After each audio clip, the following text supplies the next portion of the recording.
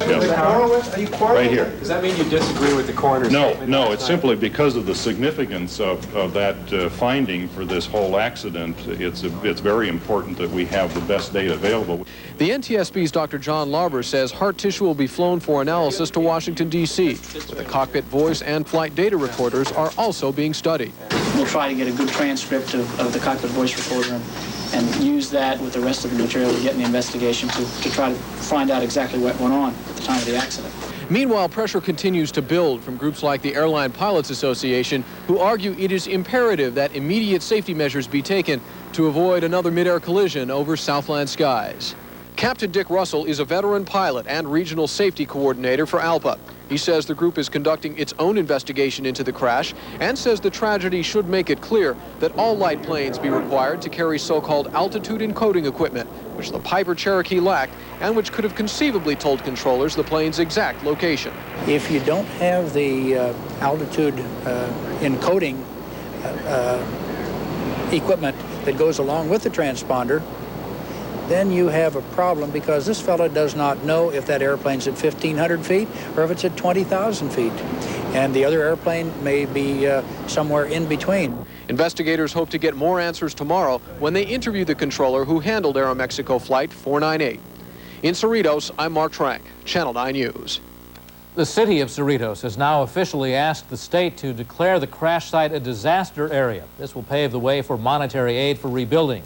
Channel 9's Danila DeRota reports that residents are beginning to rebuild their shattered lives as well. Residents of this devastated area were finally allowed to return today to check on their homes and neighbors. You need to get together and deal with it. And it is frustrating not to be able to do that.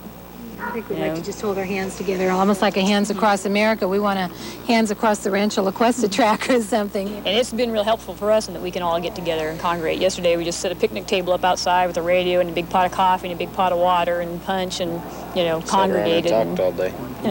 Dealt with it. Work crews spent the day cleaning up debris from the streets. Fencing was put up around the burned out areas to keep spectators away from the investigation. Streets in the area will be closed periodically during the investigation, but residents will be allowed in. Residents who are able to verify that this is their location of residence will be allowed back into the area. We're going to all manage. We're all planning on staying here. We're not going anywhere.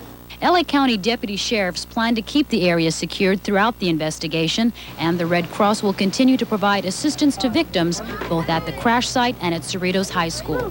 In Cerritos, I'm Danila DeRota, Channel 9 News. And the painstaking identification of victims has now begun, of course. The coroner's office has issued the official identifications on the three aboard the Piper plane: the pilot, William Kramer, along with his wife, Kathleen, and their daughter, Caroline. There were some tense moments at the crash scene today when searchers found some radioactive material. 3 containers of low-grade uranium were discovered in the rubble, and the hazardous materials team was quickly dispatched to the scene. It was learned that the dense metal was part of a counterbalance system from the plane's control ailerons on the wings of the plane. Well, this was only a precautionary measure. Obviously, we want to be as safe as possible, and especially after the type of incident that we had here. There was extremely hot fire that occurred, an explosion, and so we wanted to make sure that it was intact and that there wasn't going to be any danger to anyone else in the area. And as we were advised by the LA County Fire Department Hazardous Materials Unit, they took 2 separate readings on 2 separate meters, and what they determined was that it was so low grade that it wouldn't pose a hazard to anyone at all.